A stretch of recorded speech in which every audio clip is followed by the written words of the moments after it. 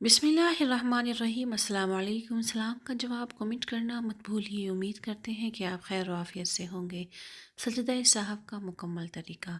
नमाज पढ़ने के दौरान अगर शुबा हो जाए कि मैंने 4 की जगह 5 रकात पढ़ ली हैं या 4 की जगह 3 पढ़ी है या कोई चीज़ नमाज में रह गई है या ज़्यादा पढ़ ली है, तो ऐसी सूरत में सजदा सहव वाजिब हो जाता है। हज़रत अबू हुरैरा रज़ी अल्लाह तआला अन्हु से रिवायत है कि रसूलुल्लाह सल्लल्लाहु अलैहि वसल्लम ने फरमाया, जब तुम में कोई नमाज पढ़ता है तो शैतान उसकी नमाज में शुबा डालता है। उसको याद नहीं रहता कि कितनी रकतें पढ़ीं। जब तुम में से किसी को ऐसा इत्तफाक हो तो वो बैठे बैठे 2 सजदे करे। सजदा सहव का तरीका।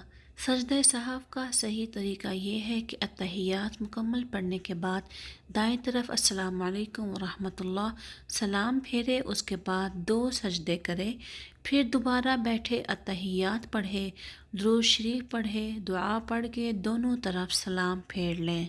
अगर आपको वीडियो पसंद आई तो चैनल को सब्सक्राइब करने के बाद बेल नोटिफिकेशन ऑल पर कर दीजिए ताकि आने वाली नई वीडियो सबसे पहले आप तक पहुंचे।